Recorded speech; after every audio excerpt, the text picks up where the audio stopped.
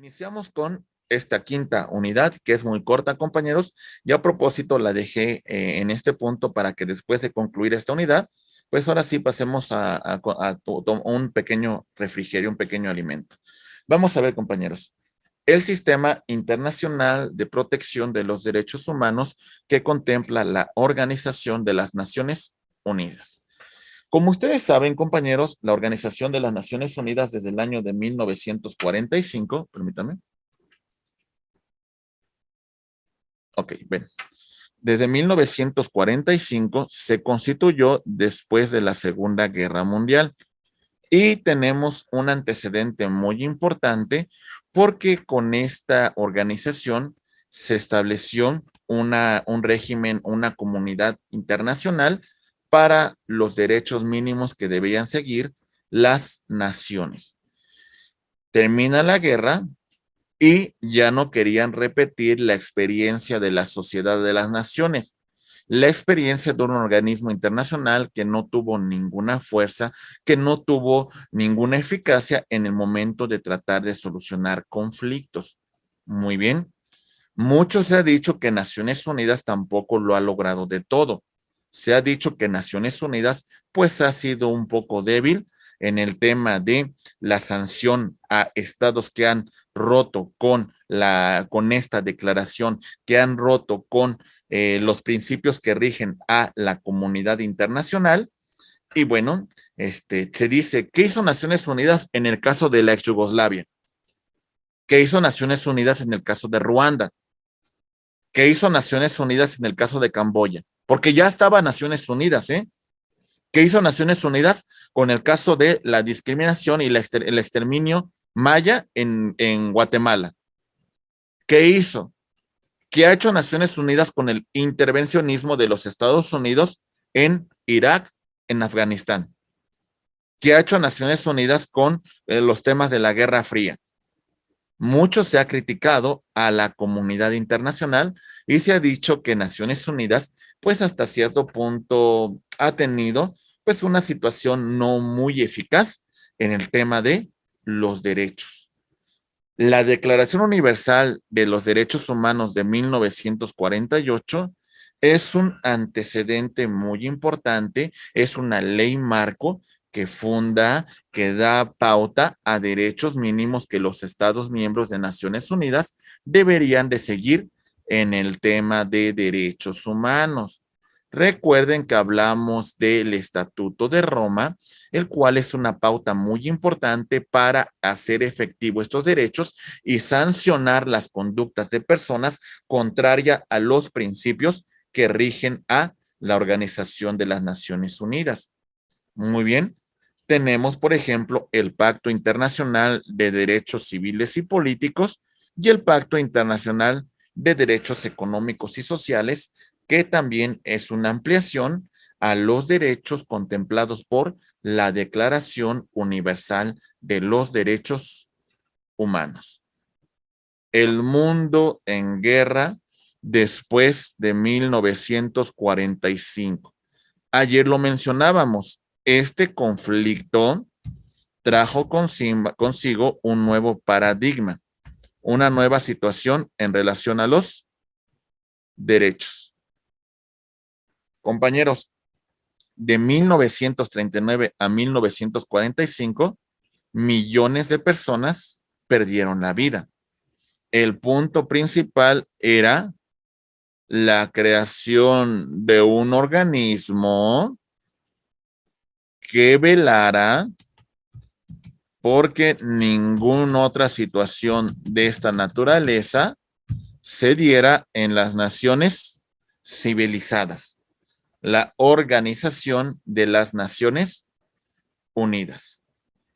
A partir de esta creación y 3 años después del establecimiento de la Declaración Universal de los Derechos Humanos, entramos a un paradigma de protección de derechos humanos, aunque seguíamos con una postura. ¿Cuál es la eficacia de los derechos humanos? Nos dice Norberto Bobbio. A ver, Muy bonito que hablen de derechos humanos. Se oyen muy padres. Se oyen de verdad una bonita declaración romántica de derechos. Norberto Bobbio no tenía un buen concepto de los derechos humanos, no porque fuera contrario a los derechos humanos, sino decía que eran poco eficaces. Ese era el punto, eran poco eficaces los derechos humanos. Los clasificaba con un nombre. Decía que los derechos humanos son llamados derechos programáticos. No son eficaces, no son efectivos. Para hacerlo eficaces, para hacerlo efectivos, requerimos de leyes, requerimos de disposiciones de derecho interno que hagan que estos derechos, pues de alguna manera sean garantizados. Muy bien. Ok.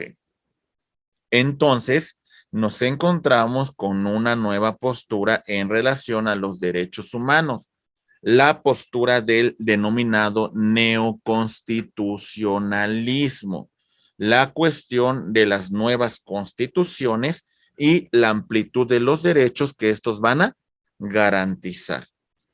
En este sentido, tenemos que uno de los alumnos de Bobbio, llamado Luigi Ferrajoli, planteó que lo que a su maestro pues omitió, bueno, no es que haya omitido él, sino que en su momento no tomaban en consideración, era que para ser eficaces a los derechos humanos, tendríamos que positivizarlos y reconocerlos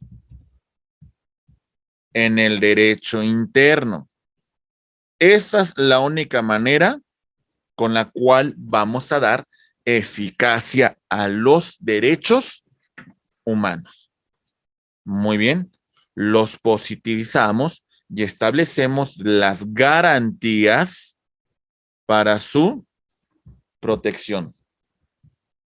Esta es la postura en relación a los derechos fundamentales, a aquellos derechos humanos positivizados, a aquellos derechos humanos en la cual existe una garantía para su tutela, para su protección. Muy bien, maestros. ¿Vamos bien? Ok, muy bien. Pero eso es a nivel internacional. A nivel regional, en octubre de 1948, se funda la Organización de los Estados Americanos en una reunión que los Estados Americanos tuvieron en la ciudad de Washington, D.C.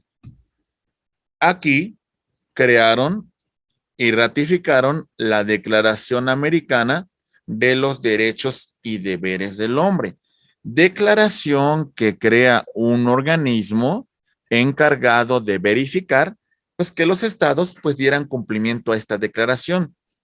Este organismo es la Comisión Interamericana de los Derechos Humanos. Muy bien. Comisión Interamericana de los Derechos Humanos del año de 1904. Esta fue, si no me recuerdo, en la década de los 50. Muy bien. Esta comisión se estableció su sede en la ciudad de Washington, D.C. y que bueno, destaquemos un punto muy importante.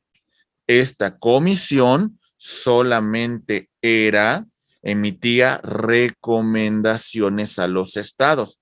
Para nada era vinculante.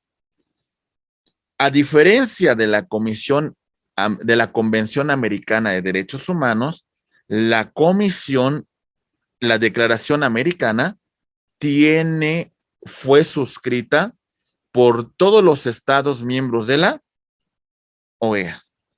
Es decir, aquí sí tenemos a Estados Unidos, a Canadá, a Venezuela, a Islas del Caribe, todos los estados miembros de la OEA suscribieron esta declaración. ¿Se entiende, compañeros? Muy bien, salvo aquellos estados americanos que siguen teniendo un vínculo con Europa, porque hasta cierto punto siguen teniendo cierta relación colonial. De ahí en fuera, todos los estados la suscribieron. Para 1969 se elabora la Convención Americana del año de 1969, en la cual México fue un actor determinante.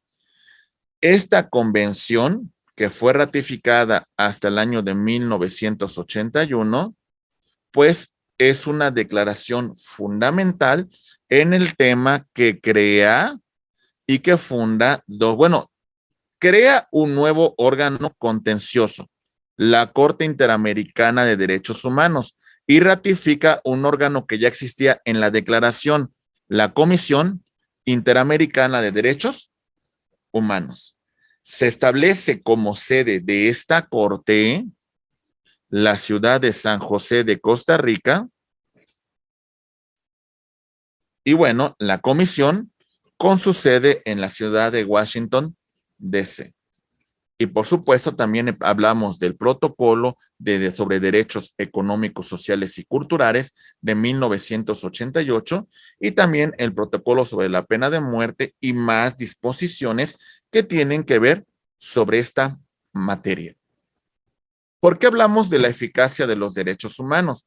Porque sin lugar a dudas, compañeros, a partir de estos órganos que estamos señalando, principalmente con las últimas sentencias de la Corte Interamericana de Derechos Humanos, para el año 2011, México hizo un cambio muy importante a nivel constitucional, en la cual cambia el precepto de garantías individuales a un concepto referente a derechos humanos, ampliando la esfera de protección de los mismos. Y por eso, compañeros, tenemos que entrar a un estudio por lo menos preliminar de esta reforma constitucional en materia de derechos humanos. Muy bien. Ok, vamos a verlo rápidamente, compañeros. Muy atentos, por favor. Seguimos.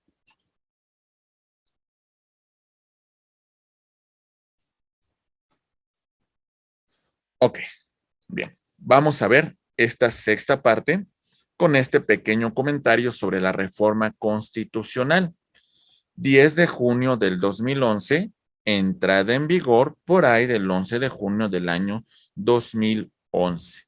Esta reforma trae consigo este tema, una nueva forma de interpretar, una nueva forma de aplicar el derecho para todas las autoridades. Muy bien.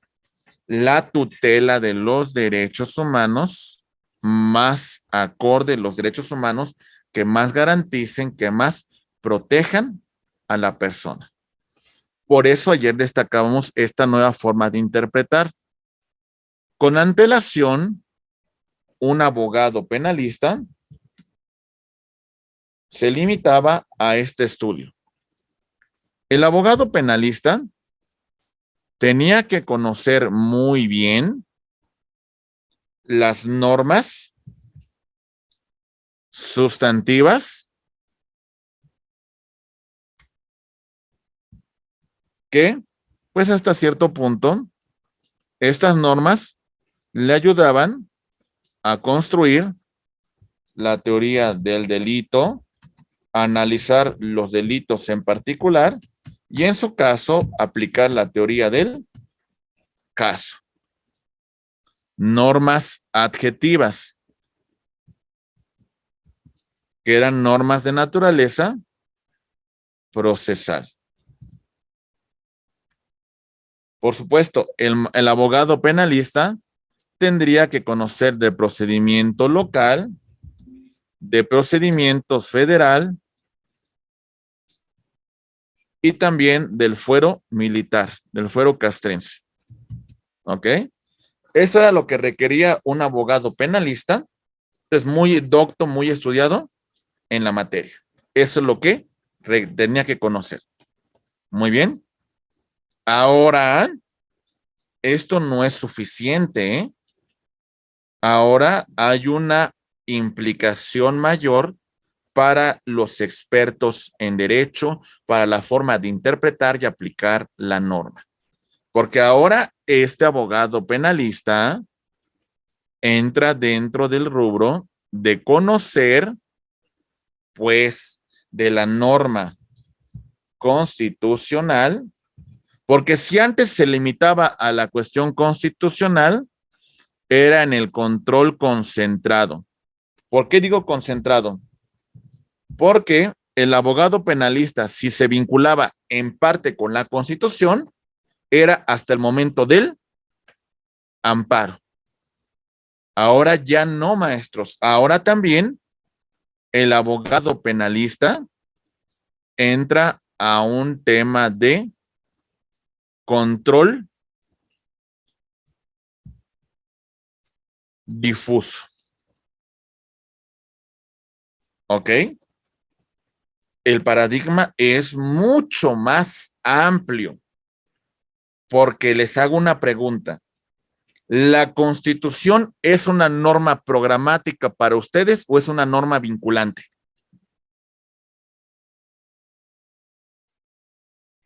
¿Qué es, maestros? ¿Cómo la consideran? Porque es una cuestión, compañeros, que hasta yo me acuerdo que cuando salí de la facultad salí con muchas ilusiones, salí con muchas ideas sobre el constitucionalismo, sobre el tema del derecho internacional, y me topaba con los jueces que me decían, a ver, muchachito, usted no sabe de esto, quítese de esto, o sea, así no se aplica el derecho.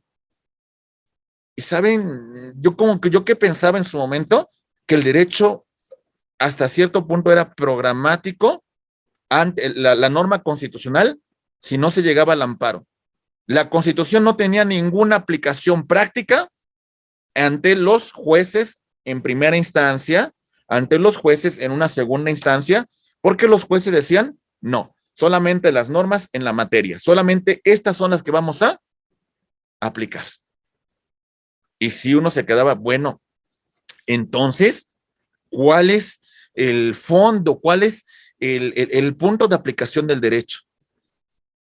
La Constitución no es programática el día de hoy, compañeros.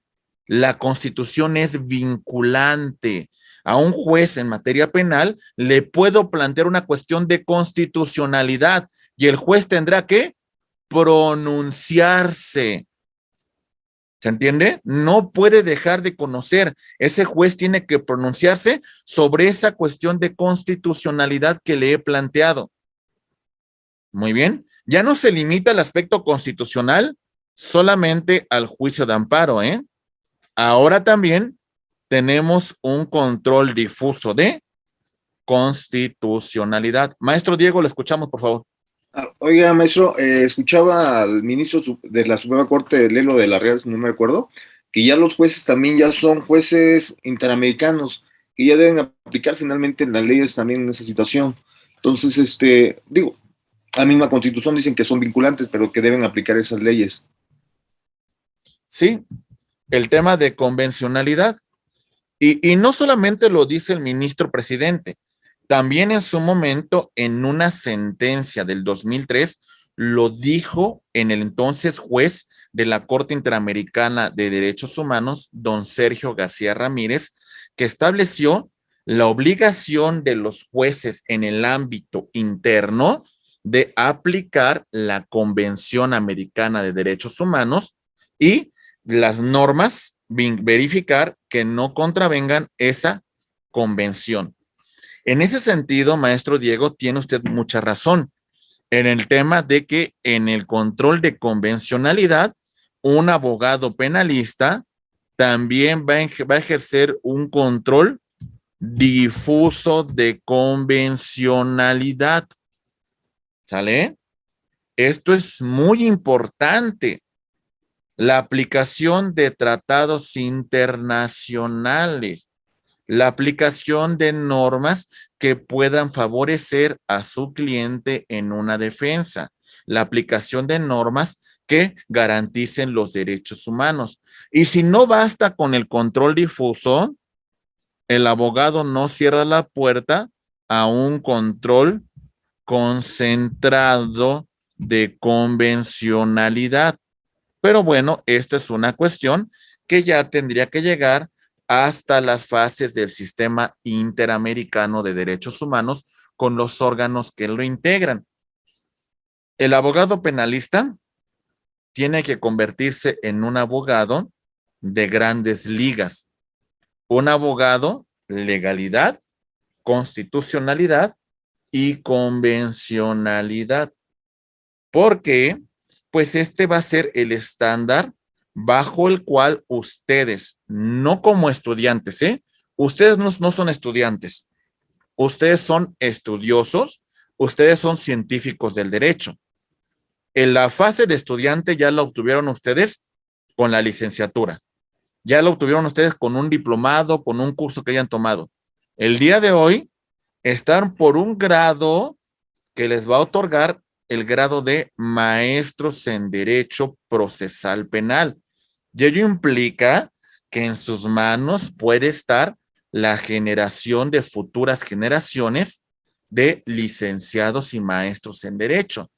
Por eso, el jurista entra a un estudio científico del derecho y todo esto, compañeros, puede conllevar a que el abogado penalista empiece a elaborar el tema de un litigio estratégico. Muy bien, tomando como base todos estos puntos que se han señalado y los puntos también que nos comenta el maestro Diego Lozano en relación al ejercicio del control difuso de convencionalidad. Muy bien, compañeros. Ok, estos son pautas importantes que no debemos de omitir. Compañeros, ahora sí, continuando con el estudio, revisamos el proceso de la reforma constitucional. Vamos a ver. En este sentido, entró a debate este nuevo paradigma y entonces se estableció la necesidad de una reforma integral para garantizar la tutela y dignidad humana. No porque a los diputados se les haya ocurrido, no porque al constituyente permanente haya querido tocar estos temas, sino como consecuencia de resoluciones internacionales en contra de México, principalmente el caso Radilla Pacheco contra México. Los diputados aprobaron este proyecto, pero establecieron una restricción que posteriormente se toma en la contradicción de tesis 293, diagonal 2011. Se interpretarán de conformidad con la Constitución y los tratados internacionales las normas referentes a los derechos humanos.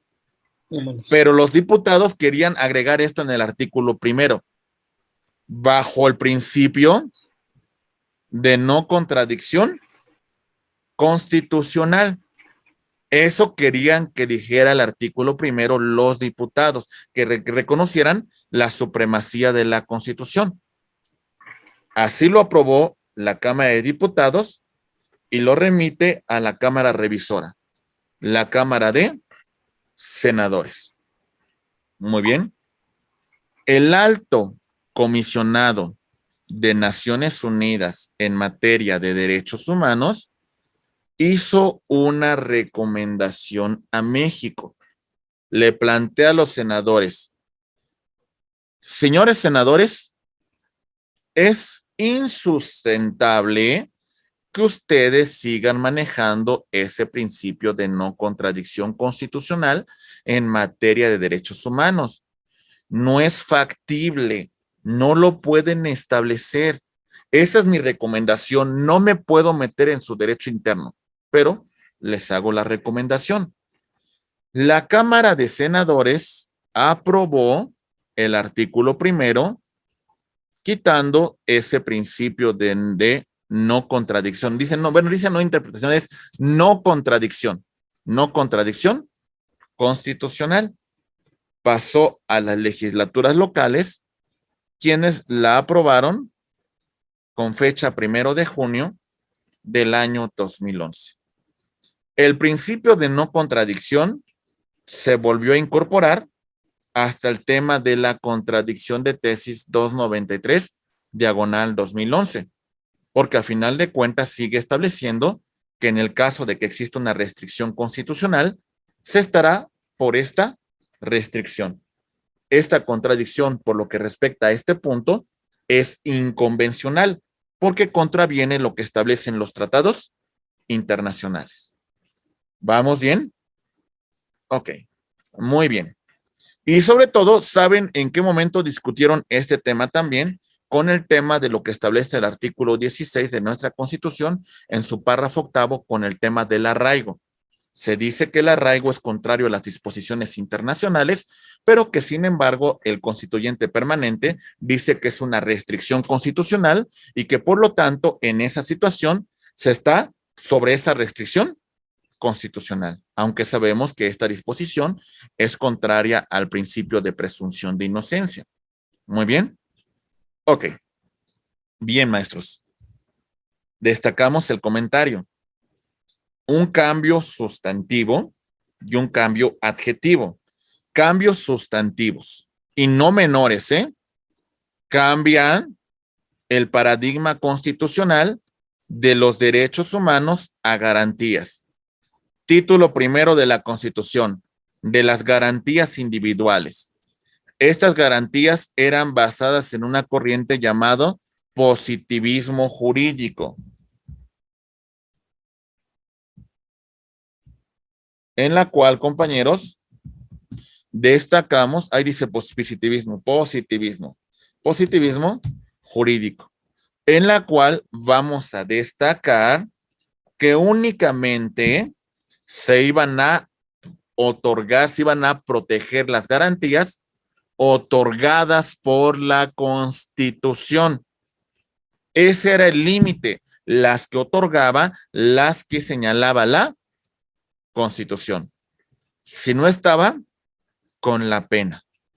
Muy bien. El artículo primero de la Constitución de 1857 establecía los derechos del hombre como base de las leyes y las instituciones. Parecía una concepción un poco más amplia que lo que establece el constituyente de 1917.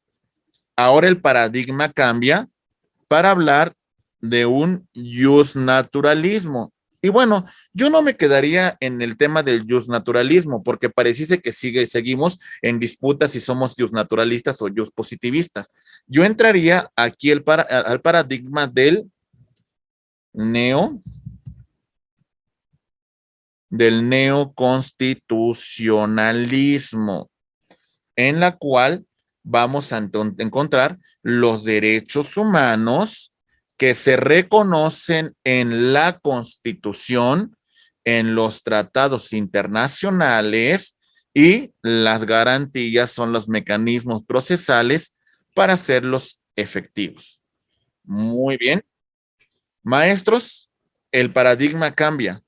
Las garantías, decían, son las que otorga.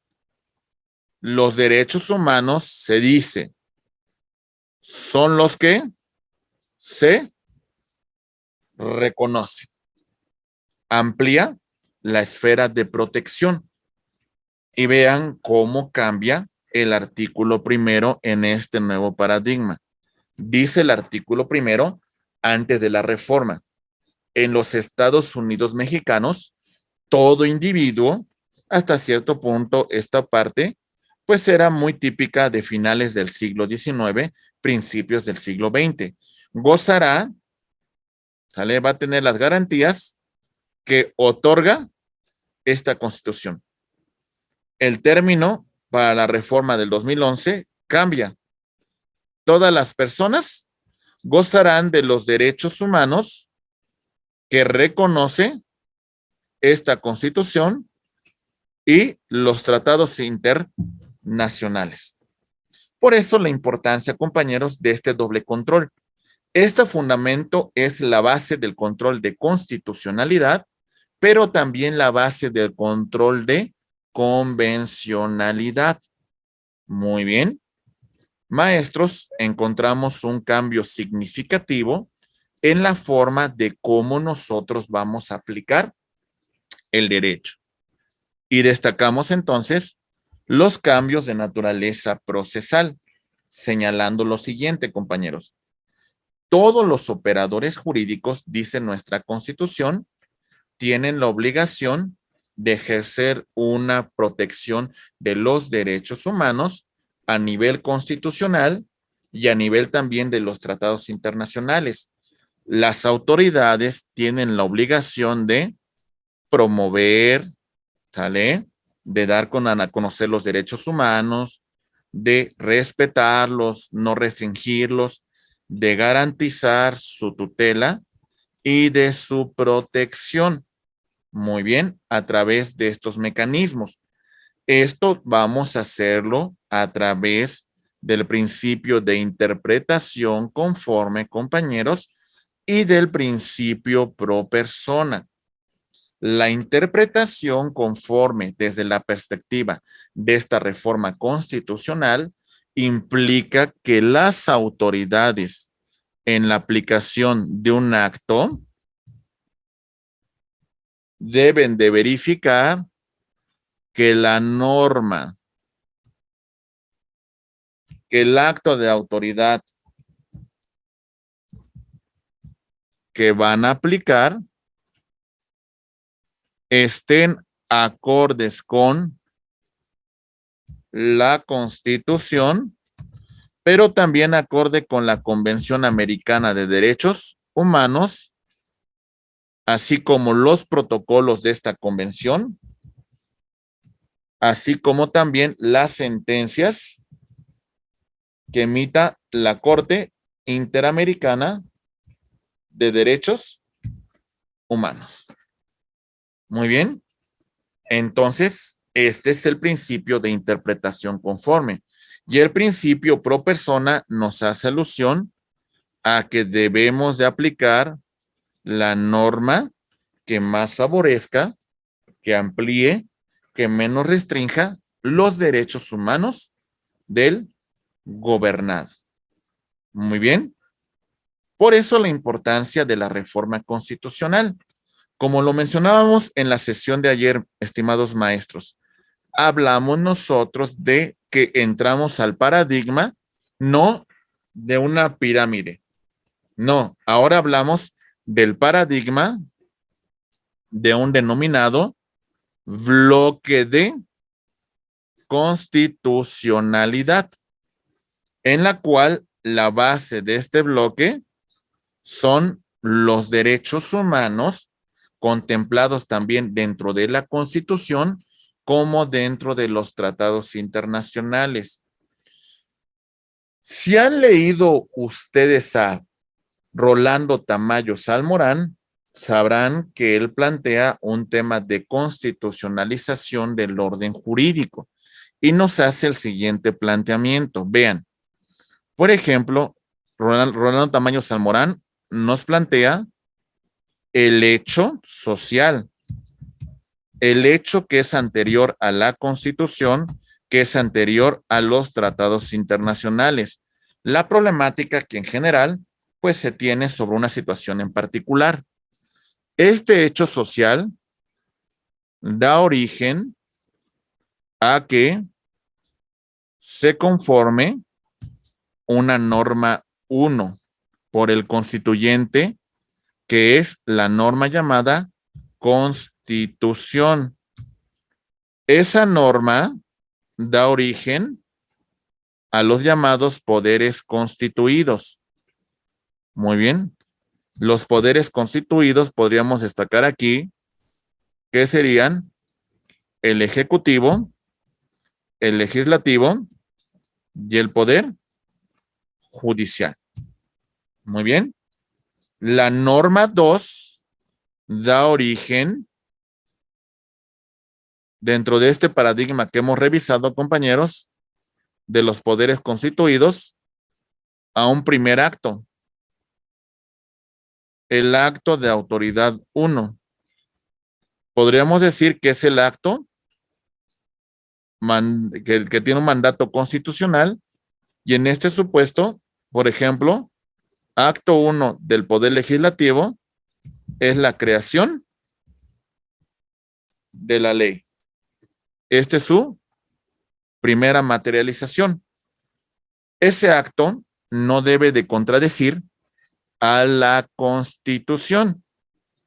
Pero dentro del paradigma del control de constitucionalidad, también destacamos que imaginen que por aquí transita un tema de tratados internacionales. Estos tratados internacionales van a ser el paradigma de los actos de autoridad, la Constitución y los tratados internacionales. Por eso los actos que de a partir de aquí hacia adelante se realicen van a tener esta doble esfera, el control de constitucionalidad, que destacamos aquí, compañeros, y el control de convencionalidad. ¿Ok? Las autoridades se vinculan, las autoridades se someten, las autoridades entran dentro de este paradigma. Muy bien. Maestros, rápidamente, conociendo el alcance de este bloque de constitucionalidad, y algunos autores se atreven a denominarlo bloque de convencionalidad, yo realmente le sigo denominando bloque de constitucionalidad, porque al final de cuentas, ¿de dónde surgen los tratados internacionales? De conformidad a lo que hemos visto en esta y la anterior sesión. ¿De dónde surgen? De la propia Constitución, ¿verdad? ¿Vale? O sea, al final de cuentas, el tratado se adopta de conformidad con la Constitución. Por eso, desde la perspectiva de autores que justifican no una jerarquía, pero sí un tema de control, compañeros, hablan del bloque de constitucionalidad, porque de ahí surge todo. Entonces, por ejemplo, aquí tenemos una pequeña perspectiva del bloque de constitucionalidad. Entramos con el tema de las normas constitucionales. ¿Cuáles son? Pues bueno, nuestra Constitución, que es la base del ordenamiento jurídico, la cual se va a nutrir, la cual se va a complementar, la cual se va a llenar de músculos, va a estar anabolizada por la Declaración Universal de Derechos Humanos y los tratados internacionales sobre derechos humanos.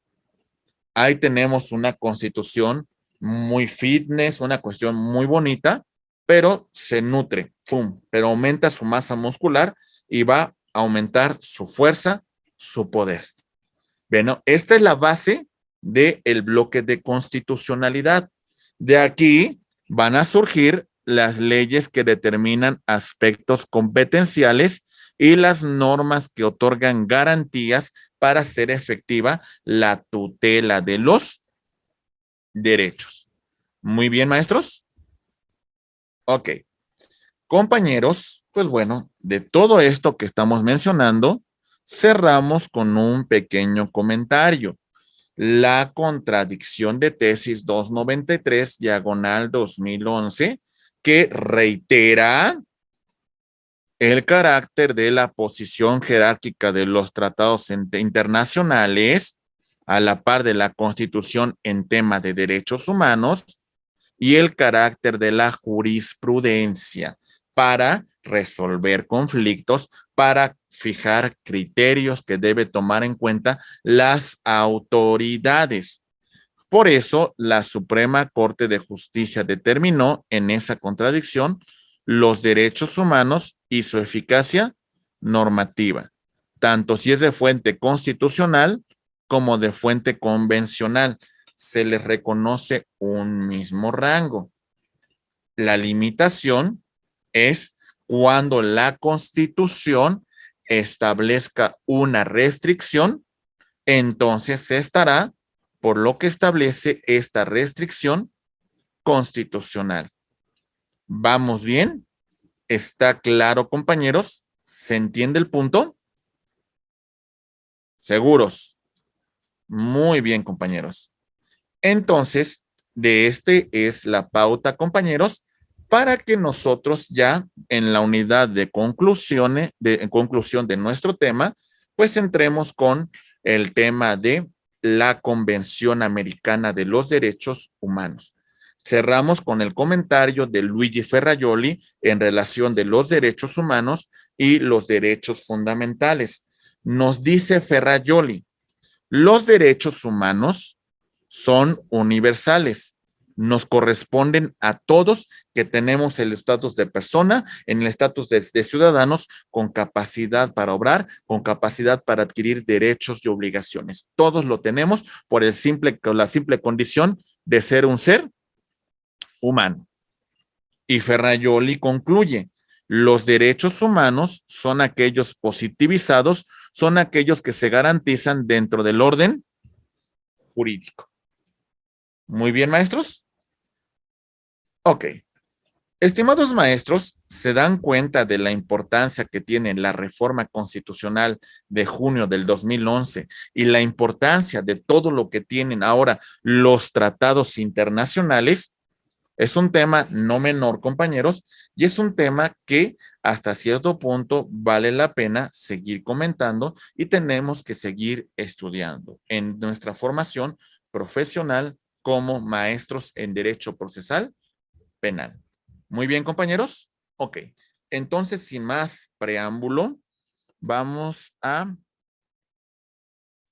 pues, dejo de compartir. Muy bien. Entonces, sin más preámbulo, vamos a proceder a los alimentos.